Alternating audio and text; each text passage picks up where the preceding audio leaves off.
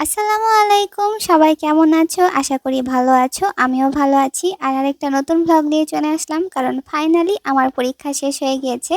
তো এটা ছিল গত ফ্রাইডে ভ্লগ, যেদিন আমরা সবাই মিলে একটু বাইরে ঘুরতে গিয়েছিলাম। একটু ঘোরাও হবে আর খাওয়া দাওয়া হবে। আমরা 1 নম্বরে চলে এসেছি, আর দেখতেই পাচ্ছ চারপাশে কত ভিড়, কত মানুষজন।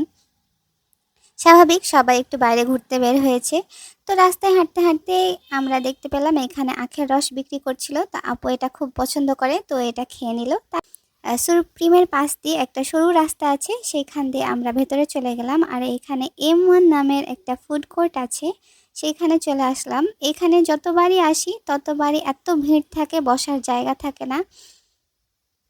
তো আজকেও রীতিমতো অনেক ভিড় ছিল, কোথাও বসার জায়গা নাই। চারপাশটা ঘুরে ঘুরে দেখলাম আর ওয়েট করলাম যে আসলে কখন একটা টেবিল ফাঁকা হবে, তারপরে আমরা বসতে পারবো। তো এইভাবে 15 থেকে 20 মিনিট মতো দাঁড়িয়ে থাকার পরে আমরা ফাইনালি একটা টেবিল পেয়ে যাই। আর এই যে এখানে দেখতে পাচ্ছ বাচ্চাটার দাঁড়িয়ে থাকতে থাকতে অবস্থা খারাপ হয়ে গিয়েছে। তো আমরা এখানে বসে যাওয়ার পরে আমি একটু 4-5টা ভিডিও করে নিচ্ছিলাম যে আসলে কি কি রেস্টুরেন্ট আছে। তো আমার কাছে, যেহেতু আমরা এর আগে কখনো এখানকার খাবার ট্রাই করিনি, তো আসলে বুঝতে পারছিলাম না যে কোন রেস্টুরেন্ট থেকে খাবার অর্ডার করলে ভালো হবে। তারপরে আমরা ডিসাইড করলাম যে এক একটা রেস্টুরেন্ট থেকে এক একটা খাবার অর্ডার করি, তাহলে বোঝাও যাবে আর এরপরে আসলে সুবিধাও হবে। তো বাচ্চারা অনেক বিরক্ত হচ্ছিল, সেজন্য ওকে ফ্রেঞ্চ ফ্রাই দেওয়া হলো। কিন্তু বেচারা পেছনের টেবিলে দেখে কোক রাখা আছে, আর এখন কোক খাওয়ার জন্য এই যে নাচানাচি শুরু করে দিয়েছে। তো যাই হোক, ওকে একটুক্ষণ পরে শান্ত করানোর জন্য আমরা কোক নিয়ে আসলাম, যদিও এখন আমরা এটা সবাই অ্যাভয়েড করছি। ও কোক ছাড়া কিছুই খাবে না, বাইরে আসলে এরকমই করতে থাকে। ওকে কোক দেওয়া হলো, এখন সে কোক খাচ্ছে আর বসে আছে। তারপরে আমি আর আমার আপু চলে গেলাম একটা লাভ বার্ড নামের এই রেস্টুরেন্টটাতে, যেখানে আমার কাছে মনে হচ্ছিল খাবারগুলো বেশ ভালোই আছে। তো সেইখান থেকে আমরা 2টা সেট মেনু আর আরেকটা রাইস বোল অর্ডার করি। আর যেটার প্রাইসগুলো রিজনেবল প্রাইসই আমার কাছে মনে হয়েছে। তো অনেক রেস্টুরেন্টেই হচ্ছে একটা কি বলবো, অ্যালার্ম ডিভাইস টাইপের কিছু একটা দেয়, কিন্তু এখানে বললো যে আপনারা বসেন, আমরা দিয়ে দিব। তো আমার কাছে মনে হয়েছে যে তাদের খাবার ডেলিভারি টাইমটা একটু বেশি সময় নিয়েছে। আহ, যাই হোক, তো এখানে এখন আমরা সবাই মিলে বসে বসে গল্প করছি। আর এই যে দেখো, বোর হচ্ছে, ও কিছু খাচ্ছে না। তো বসে বসে বোর হচ্ছিলাম, আর এখানে আমি ভিডিও করছিলাম। ওকে কোনোভাবে নিতেই পাচ্ছি না ক্যামেরার মধ্যে। ওকে যতই বলি একটু তাকাও একটু তাকাও, পরে ভাবলাম যে আমি নিজে কিছু করলে হয়তো তাকাবে। দেখলাম যে হ্যাঁ ঠিকই, আমি একটু হাত পায়ের ভিডিও নিচ্ছিলাম, ও তখন আবার তাকানো শুরু করেছে। তো বসে বসে বোর না হয়ে আপু আবার একটু ড্রিঙ্কস অর্ডার দিয়ে নিয়ে আসলো।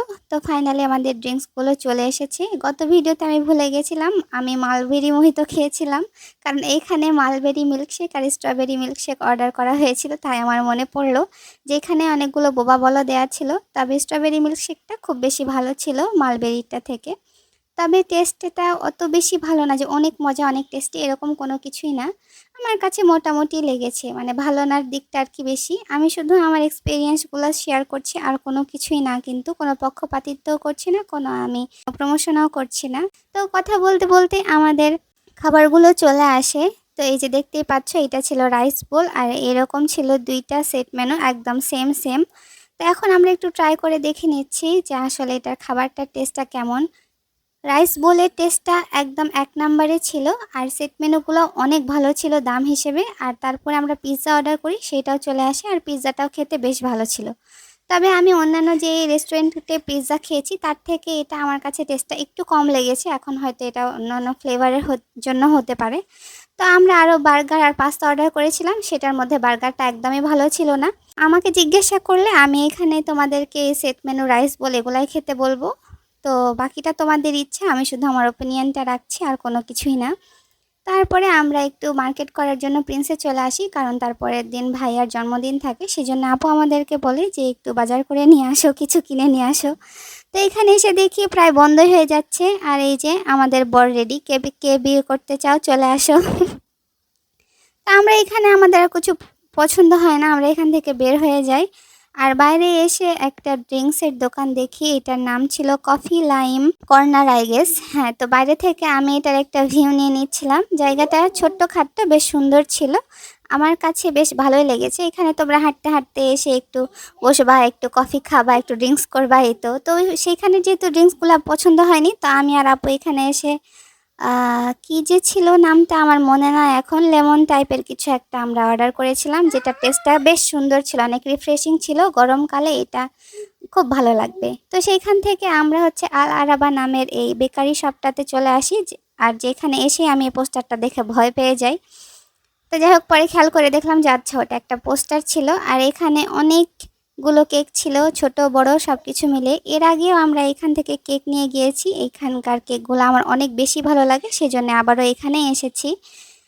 আর আমরা আসতে না আসতে একটা চকলেট কেক পছন্দ হয়ে যায়, তো সেইটাই আমরা নিয়ে নিই। আর এখানে ওনাকে বললাম সুন্দর করে হ্যাপি বার্থডে লিখে দিতে, উনি যত্ন সহকারে লিখে দিচ্ছে।